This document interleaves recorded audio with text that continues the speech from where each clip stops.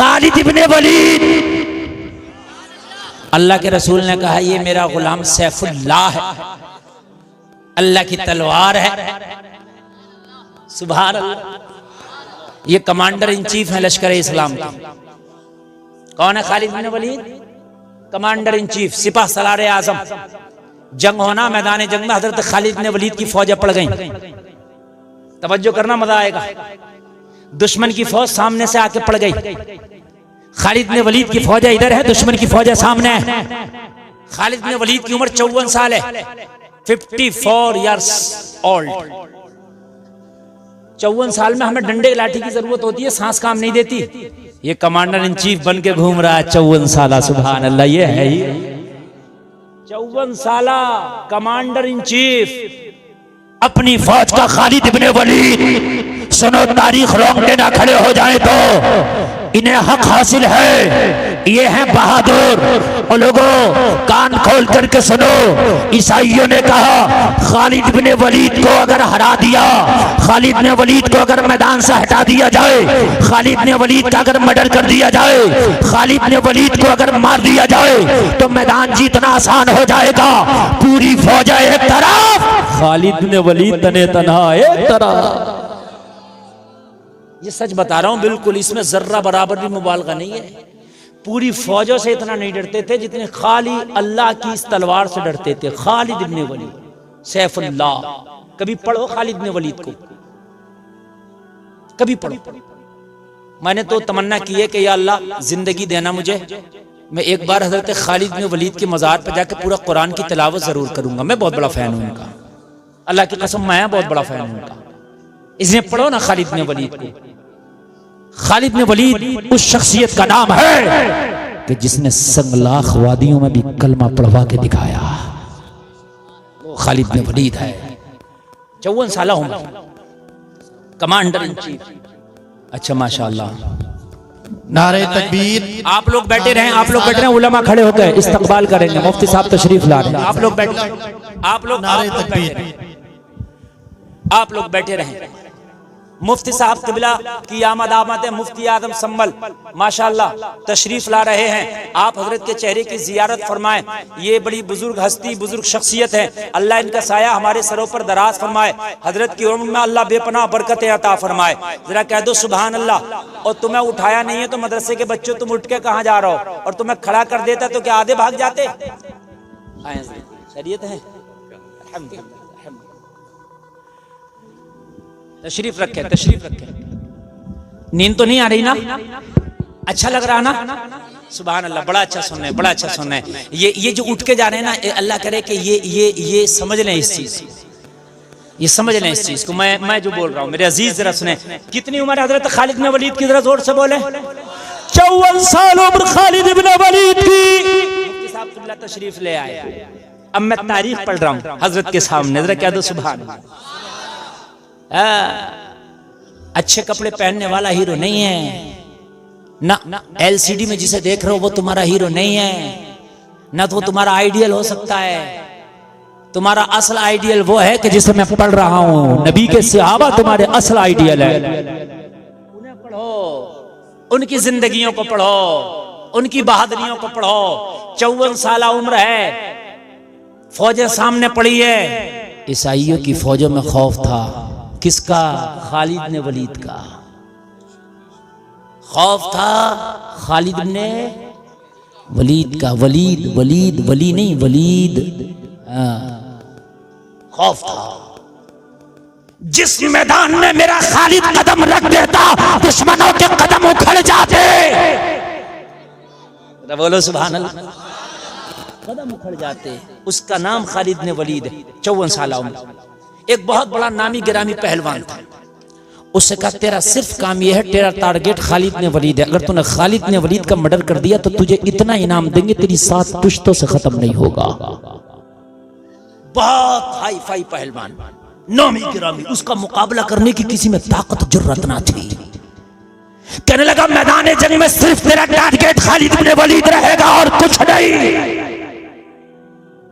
जिससे खतरा होता था ना उसके लिए खास टारगेट बनाया जाता था। जैसे जंगे ओहद में हजरत अमीर हमजा को खास टारगेट किया गया था। जंगे ओहद में हजरत अमीर हमजा को, सरकार के चचा को खास टारगेट, क्योंकि आपकी बहादुरी का भी हाल ये था कि जब हजरत अमीर हमजा ने कलमा पढ़ा ना, तो जो लोग मक्का के लोगों से डर के हिजरत कर गए थे ना, वो भी वापस मक्का आ गए। चलो अब टेंशन नहीं है, अमीर हमजा ने कलमा पढ़ लिया है। गवर्नर मदीना अमीर हमजा हैं। हाँ, आज भी लेटे हैं खुदा की कसम ओहद के दामन में। जाओ ना तो लगता है कि वाकई मदीने का ओरिजिनल गवर्नर तो यही लेटा है। सुभान अल्लाह, अल्लाह अल्लाह करे कि आप भी वहां जाए। बोलो सुभान अल्लाह। वहीं पे लेटे हैं हजरत हंजला भी वहीं पर आराम फरमा है जहां पर हजरत अमीर हमजा लेटे हैं। वो लोगों जरा गौर करो, गौर करो। टारगेट खालिद इब्ने वलीद पहलवान से कहा गया, उस बहादुर जंगजू से कहा गया, तेरा निशाना खालिद इब्ने वलीद, तेरा टारगेट खालिद इब्ने वलीद, इनाम इतना मिलेगा, 7 नस्लों से खाया ना जाएगा। तो कहने लगा फिर जंग का इंतजार क्यों, आज रात में काम तमाम कर देता हूँ, खालिद का इनाम पा लेता हूँ, मैं चला जाऊंगा, तुम जंग करते रहना। कहा ठीक है। आधी रात हुई, ये तलवार लेके निकला मुस्लिम कैंप की तरफ, इस्लामी कैंप की तरफ, फौजों की तरफ। खालिद मिलेगा, खेमे का पता करूंगा, घुस जाऊंगा खेमे में, और घुसने के बाद वही काम करूंगा, मेरा काम हो गया, इनाम ले लूंगा। इतना मोटा इनाम की पेशकश कर दिया, अभी से जंग का इंतजार ही नहीं। इसे अपने सीने पे, अपने सर, अपना सर अपने कांधों पे इसे बहुत भारी लग रहा है। पहुंचा इस्लामी कैंप की तरफ, वहां देखा कि एक बूढ़ा सा आदमी टहल रहा है। कहने लगा इधर आ। खेमों का पहरा दिया जाता था ना रात में, फौजी कैंपों का भी पहरा दिया जाता था। एक बूढ़ा आदमी कैंप का पहरा दे रहा है, इधर आ। कौन है? कहने लगा मुसलमान, मोहम्मद का गुलाम। फौजी है? हाँ। कहने लगा ये बताओ तुम्हारा कमांडर इन चीफ कौन है? कहा तुझे नहीं पता? वो वैसी जंग करने आ गया। कहने लगा मुझे पता है, खालिद ने वलीद है। हाँ। तो ये पहलवान बोला ये बताओ उसका खेमा किधर है? इस सिपाही ने कहा क्या करेगा? कहा खालिद ने वलीद से जाकर के जंग करूंगा, अभी खालिद को काम तमाम करूंगा। तो इस फौजी ने कहा चले जाओ, तुम्हारा सर तुम्हारे धड़ पे अगर भारी लग रहा है तो खालिद का पता पूछो। हाय सुभान अल्लाह। और अगर नहीं लग रहा तो खामोशी से चले जाओ। कहने लगा मैं तेरी बकवास सुनने नहीं आया, तू मुझे जानता नहीं, मैं नामी गिरामी जंगजू पहलवान हूं, तू खालिद का पता मुझे बता। जब ज्यादा इसरार किया, कहा मेरी तमन्ना है कि खालिद से 2-2 हाथ करूं, मेरी तमन्ना है खालिद का मुकाबला करूं। तो जब ज्यादा इसरार किया तो इस फौजी ने जो रात में घूम रहा था, कहा जब ज्यादा ही तेरी हौस है, ज्यादा ही तेरी उमंगे हैं कि खालिद से मुकाबला करूं, तो फिर तलवार को मयान से बाहर निकाल, तेरे सामने जो यही खालिद इब्ने वलीद खड़ा है। क्या बात। हाय हाय हाय सुभान अल्लाह। बोलो यार, थोड़ी देर के लिए कांप तो गया, थोड़ी देर के लिए कांप तो गया। वाकई यार खालिद इसी को होना चाहिए। रात है, सारे फौजी सो रहे हैं, मगर ये शेर की तरह अब भी पहरा दे रहा है। लोगों कदमों में लर्जा आ गया, तू ही खालिद है? हाँ हाँ मैं खालिद हूँ। का कमांडर इन चीफ होकर अकेला टहल रहा है, अकेला पहरा दे रहा है, डर नहीं लगता? खालिद ने वलीद ने कहा जो अल्लाह से डरता है वो किसी से नहीं डरता। कहने लगा मैं तेरे लिए आया हूं। हजरत खालिद ने कहा मैं तेरे लिए आया। इसने अपनी तलवार निकाली और पूरी ताकत से हजरत खालिद पर जब वार किया तो हजरत खालिद की 54 साल में फुर्ती का यह आलम था कि नीचे ऐसे बैठ गए जैसे बिजली चमकती है। जो तारीख में पढ़ा वो बता रहा हूं मैं, ऐसे बैठ गए, फुर्ती देखे। ये जो जा रहे हैं ये खड़े हो गए। जाओ तुम जाओ जाओ जाओ तुम जाओ जाओ, इन्हें जाने दो, इन्हें बहुत जल्दी हो रही है जाने की। जिन्हें कहा अरे तुम्हारा घर जहां छोड़ के आओ वहीं होगा, कहीं ना गया होगा। सुन लो आज का ये जलसा, ये इतने मुकद्दस उलमा की ज़ातें यहाँ मौजूद हैं, ये तुम्हारे लिए किस्मत और नसीबे की बात है। पूरी ताकत से तलवार मारा, खालिद बिजली की तरह बैठ गए, फुर्ती का ही। हम तो वो 35 दिन वाला मुर्गा खा रहे हैं, चारपाई से उठने में भी कुछ देर लगती है। क्योंकि जैसा खाओगे वैसी सिफत पैदा होगी ना। हाँ सही बता रहे हैं मेरे भाई, मेरे अजीजों, तवज्जो करो, नबी की सुन्नत को फॉलो करो, अपनाओ, इंशाअल्लाह हर परेशानी तुमसे दूर रहेगी। जब तलवार का वार किया हजरत खालिद बैठ गए, तलवार का वार खाली गया, तलवार के साथ पूरा घूम गया। ये ऐसा मारा ना, इस तरीके से पूरा घूम गया।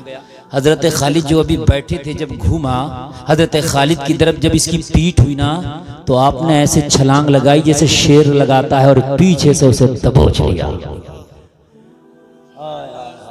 अभी तलवार नहीं निकाली है हाथ में से, अभी उसको दबोच लिया। और जब दबोचा, तारीख में है कि इतनी जोर से दबोचा कि इसकी पसलियां तोड़ डाली। यार कह दो सुभान अल्लाह। इसकी पसलियां क्या कर डाली?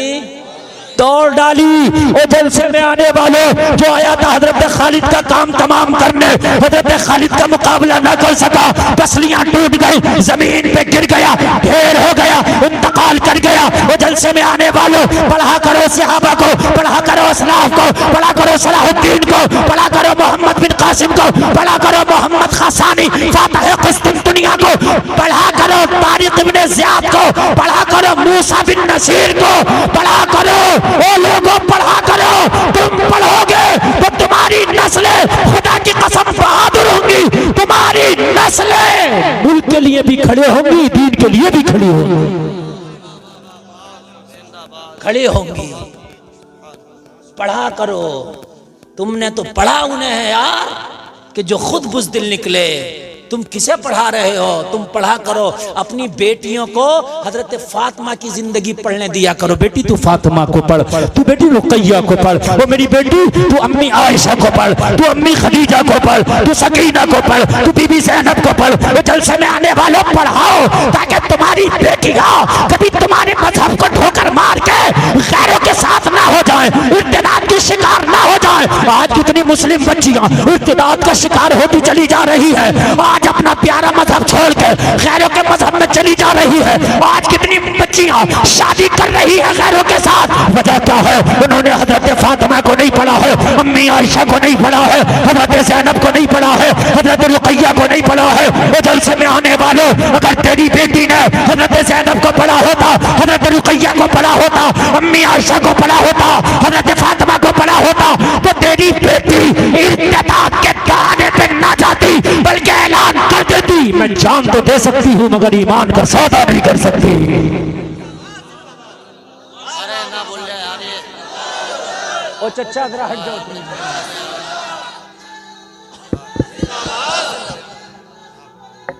हेलो, खुदा की कसम इर्तिदाद की शिकार ना बनती। उलमा चीखते चीखते थक गए। अभी तुझे पता नहीं है कि कहां पर पहुंचा है ये टारगेट। और पिछले साल 2025 में ये टारगेट मैंने पढ़ा, मेरे रोंगटे खड़े हो गए। कहा 10 लाख लड़कियां ऐसी हैं। ये बहुत कम डाटा था कि जो इर्तिदाद की शिकार हो गई, जिन्होंने दीन मुस्तफा छोड़ के, जिन्होंने दीन इस्लाम छोड़ के खैरों का दीन अपना लिया,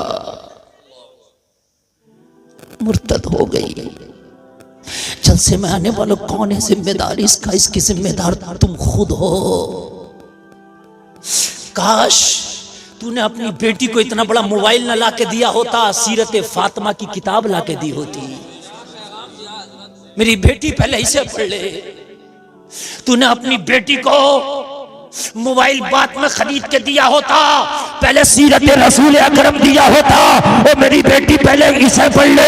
अल्लाह की कसम, तेरी बेटी ने अगर सीरत रसूल का पाठ पढ़ा होता, सीरत फातिमा का पाठ पढ़ा होता, वो जलसे में आने वालों, तो तेरी बेटी आज मेलों में बेपर्दा नजर नहीं आती, बाजारों में बेपर्दा नजर नहीं आती, शादियों में जिस्म की नुमाइश नहीं करती, बल्कि तेरी बेटी आज भी ऐसी नजर आती। चंद साल पहले कर्नाटक के एक कॉलेज में एक बेटी के हिजाब को खींचने सैकड़ों कुत्ते खड़े हो गए, मगर वो कनीज़े फातिमा नारे तकबीर लगा के उसने बता दिया था, वो हम जान तो देते हैं, ईमान नहीं देते हैं। जमाना उसे मुस्कान कहता है, गुलफाम उसे मुसलमान कहता है।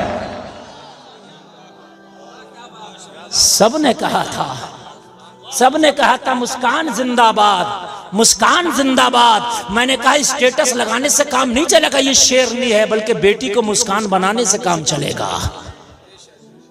बेटी को मुस्कान बनाने से काम चलेगा। मेरे अजीजों, तुमने अपनी बेटियों को काश फातिमा का पाठ, हजरत फातिमा की सीरत पढ़ाई होती। वो जलसे में आने वालों, हाथ जोड़ के आप अर्ज कर रहा हो, अपनी बेटियों को दीन सिखा दो, खुद दीन सीख लो, अपने बेटे को दीन सिखा दो। कहीं ऐसा ना हो कि काफिर होके मरे, कहीं ऐसा ना हो कि हराम करके मरे, कहीं ऐसा ना हो कि हराम खा के मरे, कहीं ऐसा ना हो कि आप गुनाहों में मुब्तला होके मरे, आपको पता ही नहीं था कि आप हराम काम कर रहे हैं,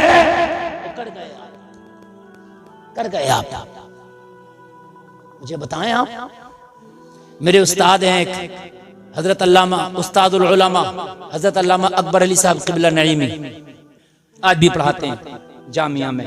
एक रोज मुझसे बोले मौलाना गुलफाम यार, एक बार मैं सोचने लगा कि यार मैं उश्र तो देता हूं, लेकिन जो जानवरों के लिए चारा बोया जाता है यार, उसका तो इश्र निकाल ही नहीं पाते। बरसीम है, गुरझई है, चरई है, बाजरा है। बोले यार मैंने सोचा ये क्या कर रहा है अकबर अली तू? मैंने कहा हजरत फिर क्या किया? बोले मैंने हिसाब लगाया कब से चारा बो रहा हूं, कितना बोता हूं, और पूरा हिसाब लगा के कैलकुलेशन करके मैंने एक बार में उसका भी उश्र निकाला। तो ज़कात खा रहे हैं, निकालते ही नहीं। हमने कहा ज़कात निकाली, कहा मौलाना निकालता हूं, बहुत निकालता हूं, बहुत। अल्लामा साहब बैठे हैं, पूछ ले, बहुत निकालने से काम ना चलेगा, हिसाब लगा के निकालने से काम चलेगा। कह रहा मैं बहुत निकालता हूं, मैं तो फकीरों को बहुत देता हूं, गरीबों को देता हूं, मदरसों को देता हूं, मस्जिदों में देता हूं, तुझे यही पता ना कि ज़कात देना कहां?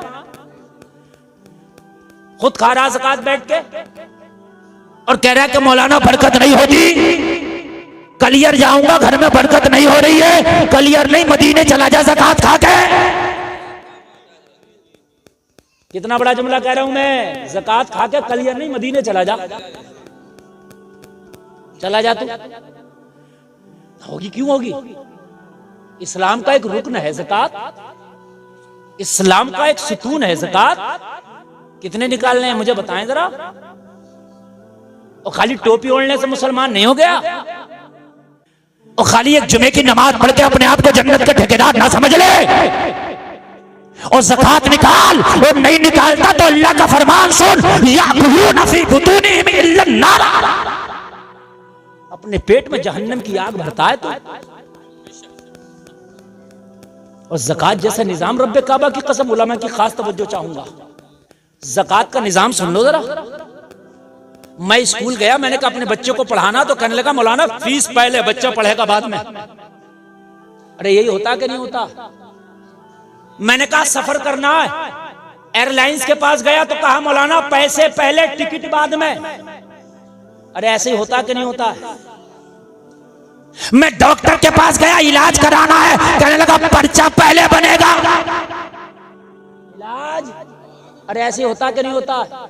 उस पर्चे को लेकर मेडिकल पे गया, मैंने कहा दवा चाहिए, कहा दवा बाद में पैसा। मैं बीज भंडार पे गया, मैंने कहा मुझे गेहूं बोना जरा, अच्छी क्वालिटी का गेहूं दे दो। कहने लगे पैसा पहले बीज बाद में।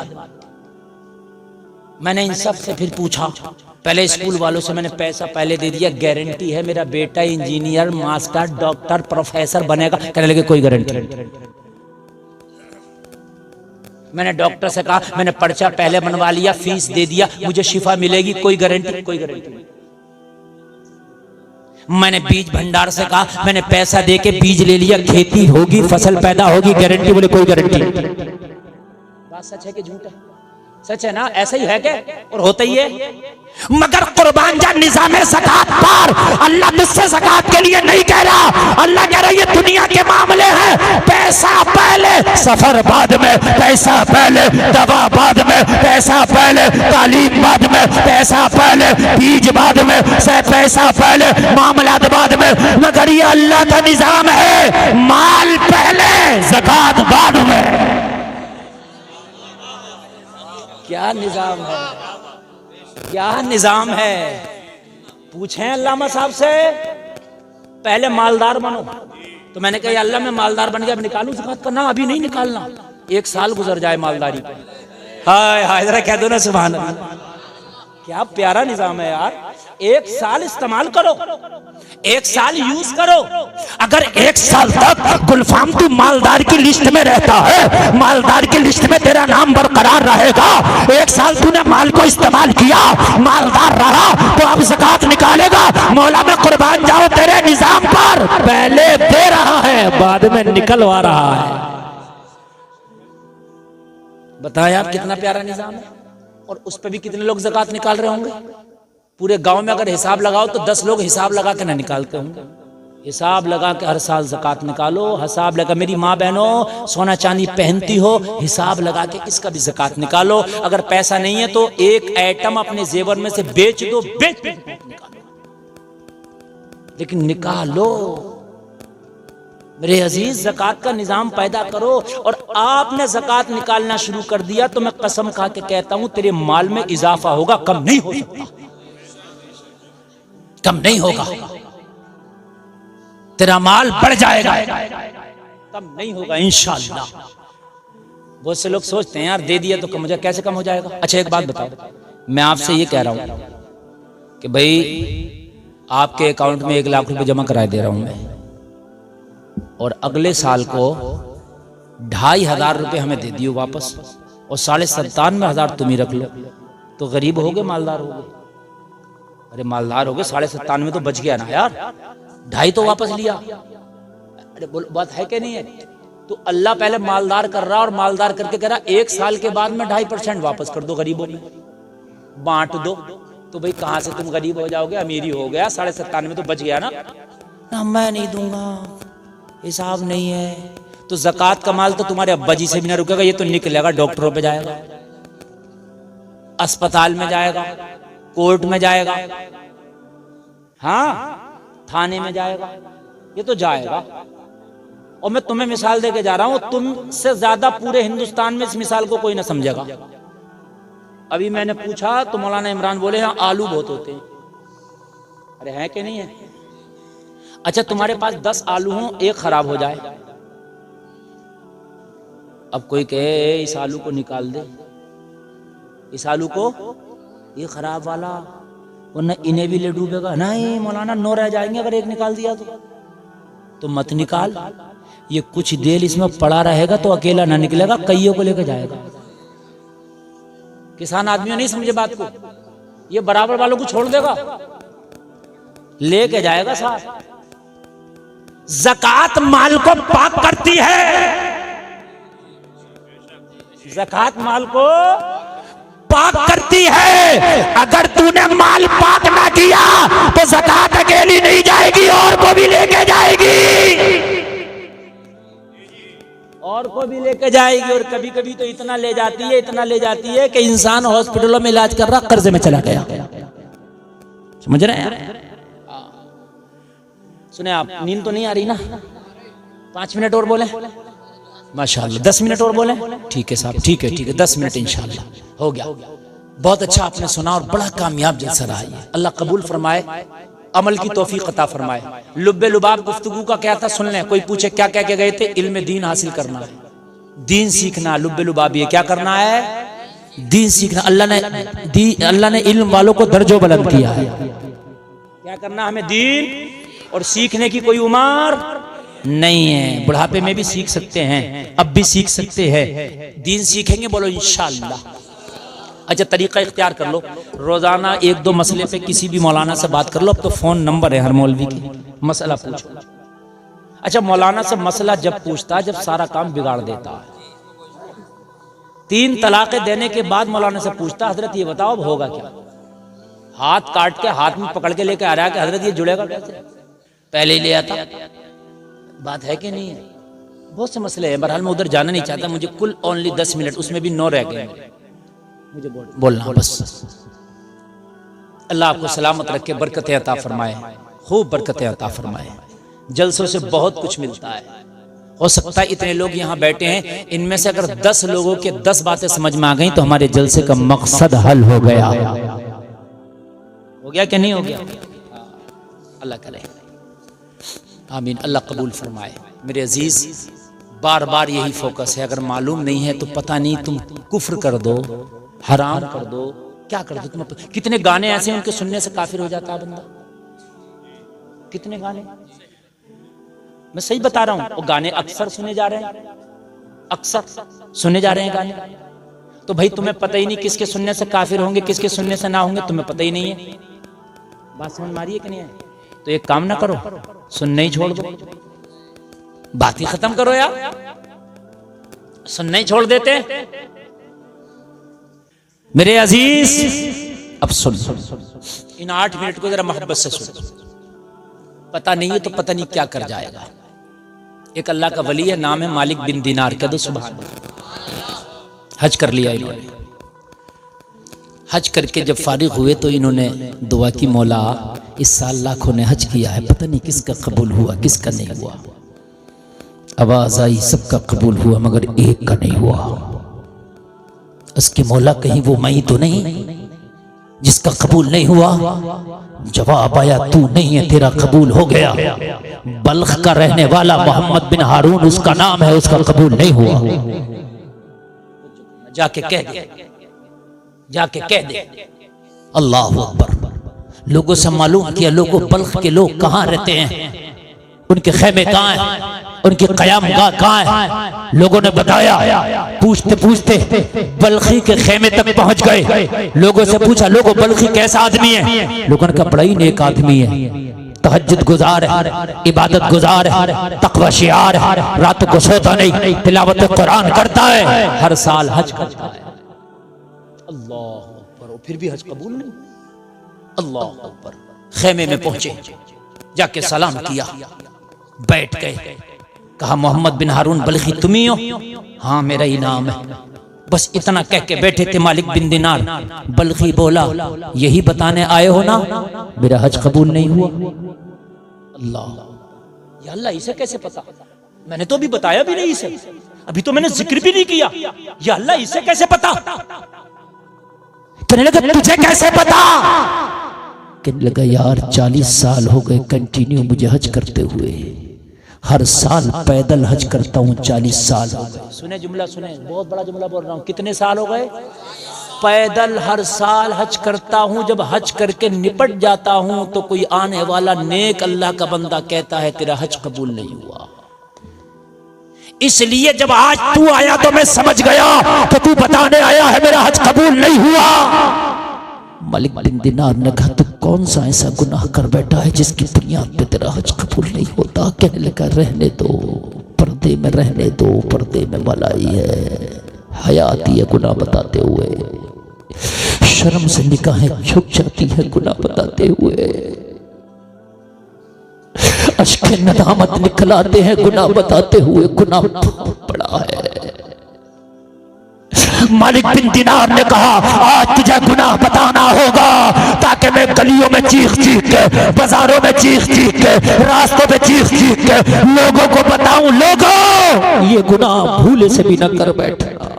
40 साल से हज कबूल नहीं हुआ, कहीं वो गुनाह तुम तो नहीं कर बैठे? कहीं उस गुनाह के मुर्तकिब तुम तो नहीं हो गए? जलसे में आने वालों अगर ये गुनाह कर बैठे हो तो मरने से पहले तौबा करो, गुनाह की तलाफी करो, वरना बड़े पछताओगे। गुनाह सुनना यार जरा, कहीं ये गुनाह हमसे तो नहीं हो गया जलसे में आने वालों। मालिक बिन दिनार ने कहा जब तक कोई हक नहीं किसी का गुनाह पूछने का, मगर ये गुनाह पूछूंगा ताकि इस गुनाह से कौम को बचाया जा सके। बता तेरा गुनाह क्या है? कहने लगा अगर तेरा कलेजा ना फट जाए तो मेरा गुनाह सुन। फिर मालिक बिन दिनार, तेरे दिल की धड़कनें रुक ना जाए तो फिर मेरा गुनाह सुन मालिक बिन दिनार। कहा सुना। कहने लगा आज से 40 साल पहली बात है, मैं जवान हुआ करता था, आज तो मैं बूढ़ा हो गया। अल्लाह अकबर। एक हाथ था आज उसका, एक हाथ गायब था, सिर्फ एक ही हाथ था। कहने लगा उस वक्त मेरे दोनों हाथ हुआ करते थे, शबाब मेरे ऊपर था, मेरी दोस्ती कुछ शराबियों से हो गई, मेरी दोस्ती कुछ शराबियों से हो गई। जलसे में आने वालों दोस्तियां करना है तो देख के करो, इन पतंगबाज से, इन सट्टेबाज से, जुआरियों से, शराबियों से, झूठों से, अय्यारों से, मक्कारों से बचो। दोस्तियां करना है तो नेक लोगों से करो। सोहबत का असर भी बहुत खतरनाक होता है। लोगों, नेकों की सोहबत नेक बनाती है, बदों की सोहबत बद बनाती है।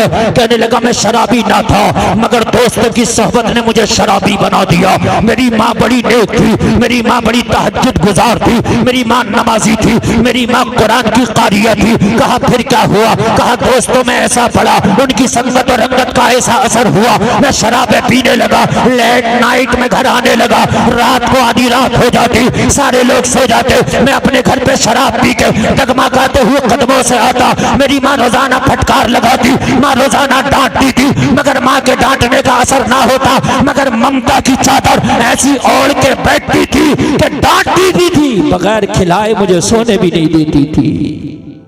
ऐसी ममता की चादर भी ओढ़ के बैठी थी, डांट भी थी, फटकार भी लगाती, लेकिन खाना भी खिलाती। कहती आधी रात हो गई, भूख आया होगा, ले खा ले।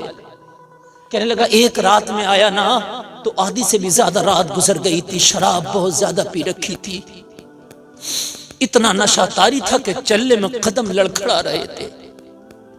मैं घर पे आया ना, मेरी माँ तंदूर जला के बैठी थी, मेरा लाल आएगा तो रोटियां बना के खिलाऊंगी।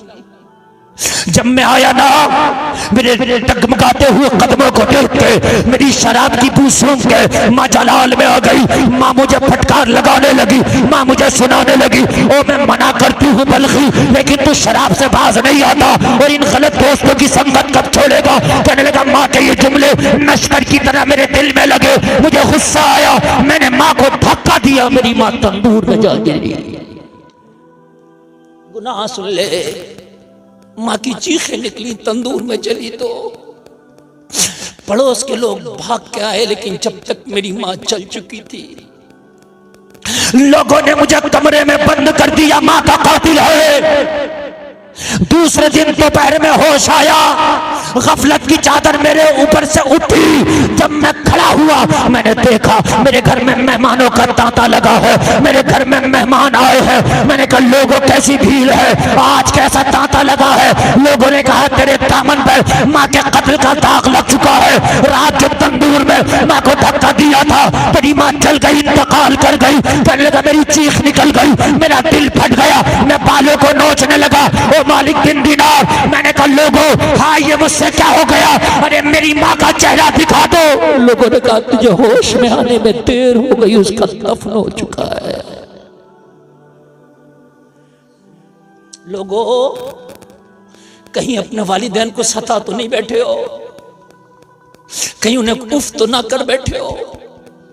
अल्लाह की कसम, अगर खिलाफे काबा पकड़ के रो के भी दुआ करेगा, तेरे माँ बाप नाराज है तो दुआ कबूल नहीं होगी।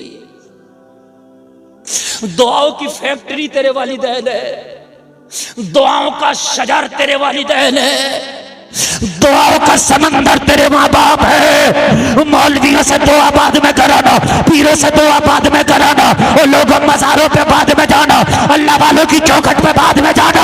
अपने बूढ़े माँ बाप पहले इनसे दुआ करा, इन्होंने दुआ कर दी। अल्लाह की कसम तेरी वो बीमारियां दूर हो जाएंगी जिन्हें डॉक्टरों ने लाइलाज कर दिया है। मैंने खुद तजर्बा किया, खुदा की कसम तेरी माँ अगर रो के दुआ कर देना तो अल्लाह की कसम खा के कहता हूं पूरी दुनिया तेरी मुखालफत पे अड़ा है, तेरा बाल बांका नहीं कर सकती। तू कहां है यार, तू है कहां? तू अपने माँ बाप से कहता तुझे आता क्या है? ओ खामोश होकर बैठा करो, तुमने तो अपनी जिंदगी उल्टी सीधी काट दी, मेरी बातों में दखल न दिया करो। वो जलसे में आने वालों तुझे पता नहीं है, अगर ये घर में बैठ के तेरी माँ ज़बान हिला दे तो अल्लाह का अर्श हिल जाता है। तुझे पता नहीं है इसकी पावर का, तुझे पता नहीं है कि इसकी पावर क्या है। अल्लाह का अर्श हिला देती है ये। और कहीं उनका दिल तो दुखा के नहीं बैठे हो तुम। अगर वो तुमसे नाराज हैं, पैर पकड़ के खुदा की कसम ना छोड़ जब तक वो राजी ना हो जाए। एक सिपाही तुझसे नाराज हो जाए तो उसकी गालियां भी सुनता है, उसे रिश्वत भी देता है, सर सर कहता है, और फिर तू उसकी सुनता भी है। यार ये तो तेरे वालिदैन अगर गुस्से में कुछ बोल भी रहे हैं तो यार खामोश होके सुन ले, खामोश होके सुन ले। मैंने एक बुजुर्ग का वाकया पढ़ा ना, मेरे रोंगटे खड़े हो गए। वो अपने वालिदा के सामने कभी कपड़ा भी नहीं झाड़ते थे, क्यों? इसलिए कि कपड़े से निकला हुआ गुबार कहीं वालिदा को तकलीफ ना दे। अल्लाह अकबर। तुम तो वालिदैन जब तुम्हारे बूढ़े हुए तो तुमने अलग कमरे में डाल दिया, कभी पूछते नहीं तुम उनसे? बहुत कमाते हो लेकिन लिमिटेड उन्हें देते हो। अगर विदेशों में हो तो बीवी से पूछोगे, बताओ मैं ईद पे घर आने वाला हूँ, मेरी बीवी तेरे लिए क्या लाऊं? अपने बेटे से पूछेगा, बेटा बताओ मैं ईद पे घर आ रहा हूँ, तेरे लिए क्या लाऊं? अपनी बेटी से पूछेगा, बताओ तेरे लिए क्या लाऊं? वो जलसे में आने वालों, एक बार पूरे माँ बाप से भी पूछ लिया कर, ओ मेरी माँ मैं ईद पे घर आने वाला हूँ, बता तेरे लिए क्या लाऊं? एक बार पूछ लिया कर यार। हो सकता है तेरी बेटी डिमांड कर दे, हो सकता है तेरी बेबी डिमांड कर दे, लेकिन तेरी बूढ़ी माँ खुदा की कसम यही कहेगी, मेरे लाल तू खैरियत से आ जा, ए मेरे लाल तू खैरियत से आ जा, ए मेरे लाल। तेरी माँ यही कहेगी, मेरे लाल मुझे कुछ ना ला। तेरी बीवी कह सकती है वहां का फेमस क्या है मुझे बता। तेरी बीवी कह सकती है बता वहां की मशहूर चीज क्या है वो मेरे लिए ला दे। तेरे बच्चे कह सकते हैं वहां की मशहूर चीज क्या है वहां मेरे लिए ला दे। लेकिन खुदा की कसम तेरी माँ यही कहेगी, मेरे लाल तू खैरियत से आ जा, मेरा तोहफा यही है। बस मेरी बात खत्म है। बैठ जाएं आप लोग, सब आप सभी सारे लोग बैठ जाएं, बिल्कुल लाओ, बैठ जाएं। माइक की आवाज धीमी कर दी, माइक की आवाज बंद कर दी। अब मेरी बात पूरी करने तक बस बैठ जाएं। मैं बड़ी आपसे गुजारिश कर रहा हूँ, और अल्लाह की कसम ये इतना कामयाब जलसा हुआ ना, ये बहुत कामयाब है। अल्लाह कहने से ज्यादा हमें अमल की तौफीक अता फरमाए। मैं पिछले 1.5 घंटे से बोल रहा हूँ और आपने बहुत अच्छा सुना। आज आपने सुनने का हक अदा कर दिया। ये उलमा मुझे नवाज रहे हैं, दादो तहसीन दे रहे, मेरे लिए दुआ कर रहे हैं। इनकी दुआ जबान से निकले हुए जुमले मेरे लिए सबसे बड़ा इनाम है। इस बात पूरी करने दें यार। अगर वालिदैन नाराज है ना तो पैर पकड़ के जब तक ना छोड़ना जब तक ये राजी ना हो। और अल्लाह की कसम एक बात बताऊं, एक बात सुन ले, तेरी तरक्की से हो सकता है तेरा भाई भी जले, ऐसा हो जाता है। लेकिन तेरे बाप की ही एक ऐसी जात है जो ये चाहता है ये मुझसे भी बड़ा बने। बाप अगर मौलाना है तो कहता मेरा बेटा मुफ्ती बने। बाप अगर इंजीनियर है तो मेरा चाहता मेरा बेटा इससे बड़ा इंजीनियर बने। बाप ही है जो नहीं चाहता तू नीचे रह जाए। बाप ही एक ऐसी जात है जो चाहता है तू मुझसे भी ऊंचा हो जाए। मिलेगा ऐसा खुलूस कहीं? मालिक बिन दिनार ने कहा माँ चल गई। मैंने कहा जिस हाथ से माँ को धक्का दिया था इस हाथ को मेरे जिस्म पर रहने का कोई हक नहीं। अंदर गया तलवार लाया, मैंने तलवार से अपना हाथ ही काट डाला। वो हाथ काटा लेकिन दिल को सुकून ना मिला। हर साल हज करता हूँ, मैंने सुना है जो दुआ कहीं कबूल नहीं होती अरफात के मैदान में कबूल होती है। मैंने सुना है मुस्तजाब पे खड़े होकर दुआएं करते हैं तो 70,000 फरिश्ते आमीन कहते हैं। मुल्तजम पे दुआ करते हैं तो वो रायगा नहीं जाती।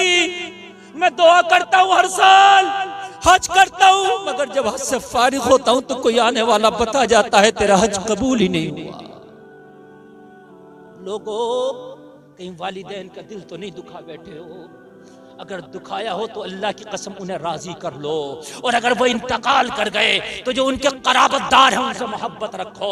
तेरा बाप मरा है मगर चाचा से मोहब्बत ना छोड़ना। तेरा बाप मरा है मगर ताया से मोहब्बत ना छोड़ना। तेरी माँ का इंतकाल हुआ है मगर मामा से मोहब्बत ना छोड़ना। तेरा माँ का इंतकाल हुआ मगर खाला से मोहब्बत ना छोड़ना। चाहता है कि तेरे माँ बाप की कब्र में रूहें ठंडी हो जाएं, तेरे माँ बाप राजी रहे, तो मरने के बाद अपनी बहनों के साथ भलाई का सुलूक किया कर, तेरे माँ बाप की रूहें ठंडी हो जाए। अपनी बहनों के दरवाजे पे जाया कर, कुछ तोहफे ले जाया कर, हर ईद पे उन्हें बुला लिया कर, हर त्योहार पे उन्हें बुला लिया कर। बहनों को भाइयों के घरों की चटनियां अच्छी लगती हैं, अपने ससुराल के मुर्गे अच्छे नहीं लगते।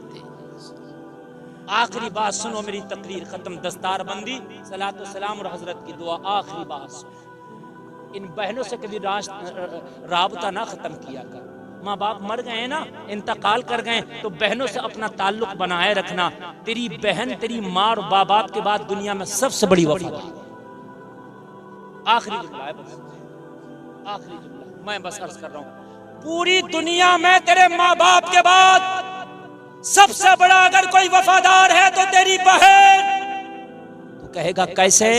तो सुन, अगर अपने सगे भाई का एक बालिश जमीन दाब लेना, पूरी दुनिया में कहता फिरेगा मेरा भाई बेईमान है। मुकदमे भाइयों के चल रहे हैं, अगर यकीन ना आए तो मैं दिखा दूं। जायदादों के भाइयों के मुकदमे चल रहे हैं कि मेरे भाई ने मेरी दाब ली। लेकिन जब तूने अपनी बहन को उसके पिया के डोले में बिठा के अपनी दहलीज से विदा किया था ना, तेरे बाप की प्रॉपर्टी में तेरी बहन का भी हक था। मुफ्ती अलाउद्दीन किबला से पूछ ले, तूने ना दिया, वो तेरा हक है, तेरा मामला है। बहन का हक अदा नहीं किया, तेरा मामला है। लेकिन अल्लाह की कसम, जिस दिन से पिया के डोले में बैठ के अपनी ससुराल गई है, दिल से भी ये वहम निकाल दिया कि उस माल में मेरा भी हक है, मैं लूंगी। कहीं एक जगह भी ना बोली है कि मेरा भाई बेईमान, एक बार भी नहीं बोली किसी के सामने कि मेरा भाई बेईमान है, मेरा हक खा गया। अगर बोली हो तो मुझे बता, अगर बोली हो तो मुझे बता। पिया के डोले में क्या बैठी यार, घर तुझे छोड़ाई, जायदाद तुझे छोड़ाई, जबकि देना चाहिए, हक है बहनों का। जरूरी है तू जहेज ना दे, हक बांट के दे। तू इससे जहेज देने से माफी नहीं होगी, बारात को खाना खिलाने से, बहन को कार देने से, बर्तन देने से, सोफा सेट फर्नीचर देने से तलाफी नहीं होगी। इस्लाम ने बहनों का हक रखा है, उसे अदा। तूने नहीं दिया, हक मारा बहन का, लेकिन कभी बेईमान नहीं किया। कहीं नहीं सुना अगर ससुराल में भाई की कोई बुराई कर देना और भाई बुरा भी हो तो कहती है खबरदार मेरे भाई को बुरा ना कहना। क्या वफादार है यार, फिर भी तू भूल जाता है इन बहनों को। तेरे माँ बाप की रूहें तड़पेंगी अल्लाह की कसम, अगर तू इन्हें सताएगा। तेरे माँ बाप मर जाए ना तो बहनों से राब्ते मजबूत कर दिया कर, इनके घरों पे जाया कर, तोहफे लेके हर त्योहार में बुला लिया कर, थोड़ा सा बहनों पे खर्च कर दिया कर, तेरे वालिदैन की रूहें कब्र में ठंडी हो जाए। तेरा कह दो ना सुभान अल्लाह। अल्लाह सलामत रखे, दीन सीखो। वल्लज़ीना ऊतुल इल्म दरजात, अल्लाह फरमाता इल्म वालों को दर्जो बुलंद किया। इल्म सीखो, इल्म सीखने की कोई सीमा नहीं है, कोई रेखा नहीं है, इल्म सीखने की कोई उम्र नहीं है। आज इन बच्चों की दस्तार आपकी निगाहों के सामने होगी, उलमा के हाथ से इनके सरों पर दस्तार रखी जाए।